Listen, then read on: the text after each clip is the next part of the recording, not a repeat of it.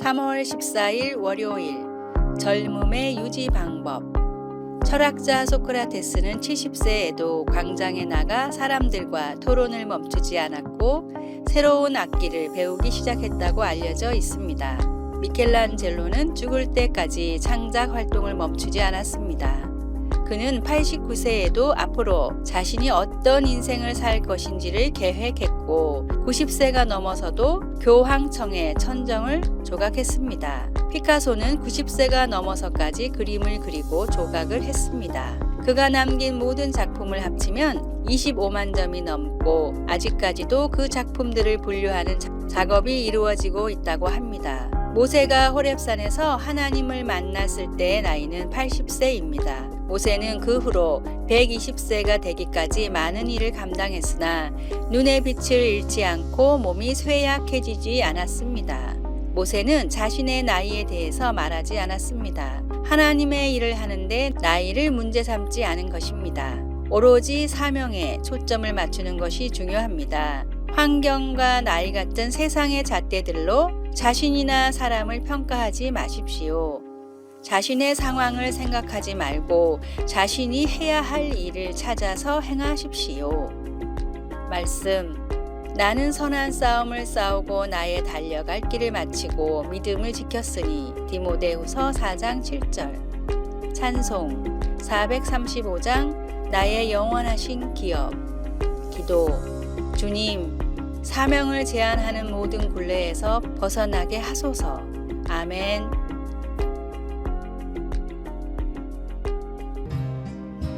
(3월 15일) 화요일. 이런 삶을 사는 이유. 이른 나이에 큰 성공을 거둔 영화배우가 있습니다. 엄청난 유명세와 큰 돈을 번 남자는 그동안 상상만 했던 삶을 살아봤으나 즐거움은 잠깐뿐이었습니다. 사치와 향락이 인생을 행복하게 만들어주지 않음을 깨달은 배우는 인생의 두 가지 철칙을 세웠습니다. 첫째, 인생을 행복하게 살 것. 둘째, 보통 사람처럼 살 것. 돈은 내 것이 아니며 행복의 원천도 아니다 라고 생각했던 배우는 일반 식당을 애용하면서 한 달 식비로 약 20만 원을 쓰며 차도 사지 않고 대중교통을 이용했습니다. 심지어 핸드폰도 아주 구형을 사용하고 있을 정도로 돈을 아꼈습니다. 이야기의 주인공인 홍콩의 세계적인 배우 주윤발은 이런 삶을 살고 있는 이유에 대해 남을 돕기 위해서라며 평생 모은 재산 8천억 원을 모두 기부하기로 최근 서약했습니다. 인생의 가치를 행복에 둘 때 사람들이 그토록 추구하는 돈과 명예, 권력이 얼마나 덧없는 것인지 깨닫게 됩니다. 행복은 돈이 아닌 나눔에서 옵니다. 값없이 모든 사람에게 나눠주신 주 하나님의 은혜로 인생의 참된 행복을 찾으십시오. 오늘의 말씀. 이는 너를 낮추시며 너를 시험하사 내 마음이 어떠한지 그 명령을 지키는지 지키지 않는지 알려 하심이라. 신명기 8장 2절. 오늘의 찬송 549장 내 주여 뜻대로. 오늘의 만나. 풍요 가운데 있는 사람도 조금 부족한 가운데 있는 사람도 마음만 있다면 얼마든지 이웃을 도울 수 있습니다.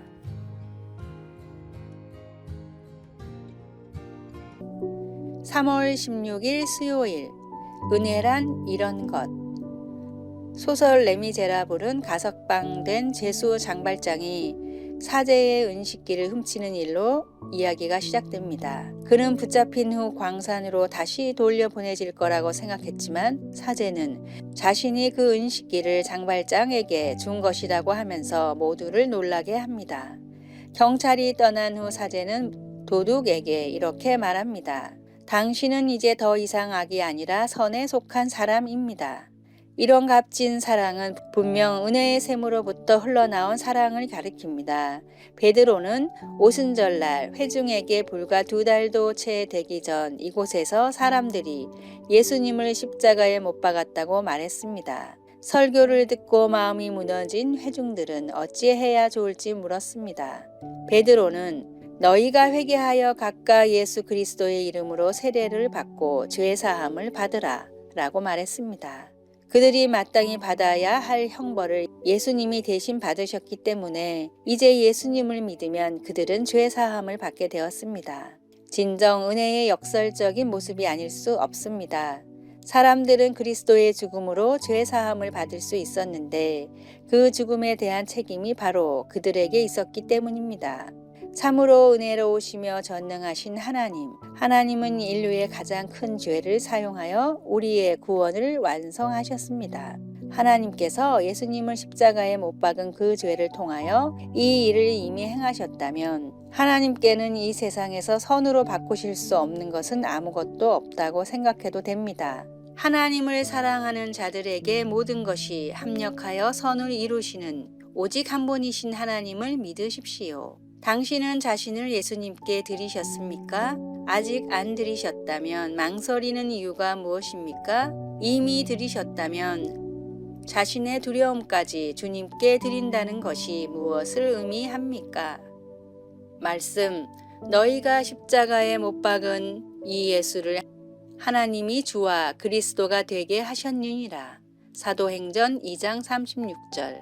찬송 294장 하나님은 외아들을. 기도. 저를 죄에서 구원해 주신 값진 사랑에 감사드립니다. 저의 모든 두려움을 맡기고 주님을 믿을 수 있도록 도와주소서. 아멘.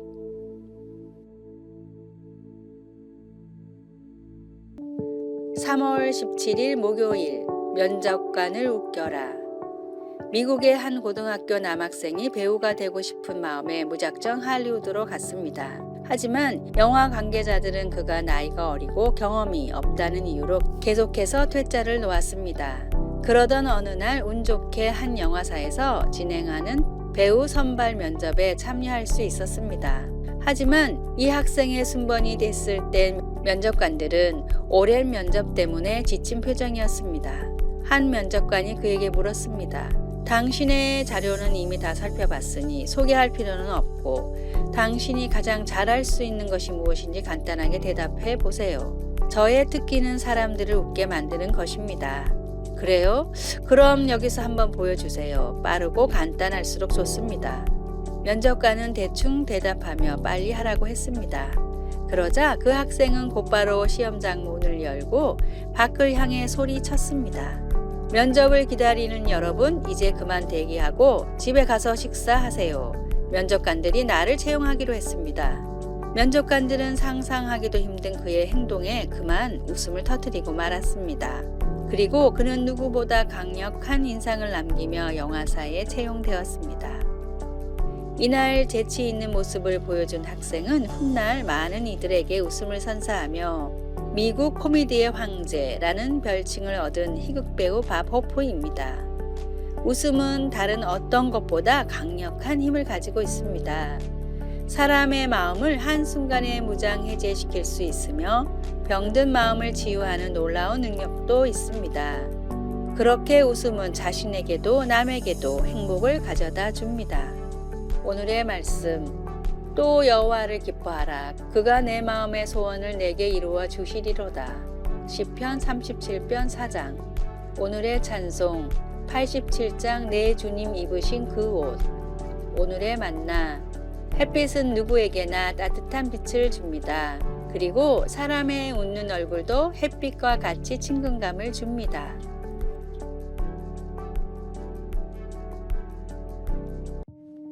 (3월 18일) 금요일. 당신의 코나 커피는 진짜입니까?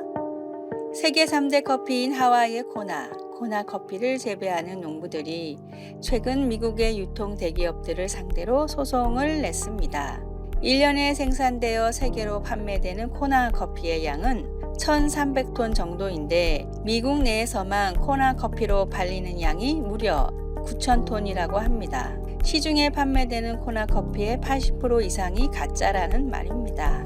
코스트코, 월마트 같은 유통업체뿐 아니라 마우이 커피, 하와이안 코나 커피 같은 커피 전문점에서도 코나 커피의 유명세 때문에 이름을 무분별하게 사용한다는 것이 농부들의 주장이었습니다. 농부들은 광고를 통해 당신의 코나 커피는 진짜입니까? 라고 물었습니다. 이름이 같아도 내용물이 다르면 진짜가 아니듯이 그리스도인이라고 불리는 내 안에 예수님이 없다면 속이 빈 쭉정이나 다름없습니다. 진정한 그리스도인은 그 마음에 예수님을 구세주와 주님으로 모신 사람입니다. 매 주일 드리는 예배마다, 매일 드리는 기도마다 자문해 보십시오. 내 안의 믿음은 진짜입니까? 말씀의 흉내를 내며 사는 가짜 그리스도인이 아니라 마음의 예수님을 주인으로 모시고 성령님의 인도하심을 따라 살아가는 진짜 그리스도인이 되십시오. 말씀, 너희는 믿음 안에 있는가? 너희 자신을 시험하고 너희 자신을 확증하라. 고린도후서 13장 5절. 찬송 207장 귀하신 주님 계신 곳. 기도, 내 삶의 모든 영역에 주님의 주권을 인정하게 하소서. 내 안에 예수 그리스도가 계신지 진짜 그리스도인인지 점검해 보게 하소서. 아멘. 아래의 빨간색 글자 구독을 누르시어 더 많은 전도의 열매를 맺으시기를 기도합니다.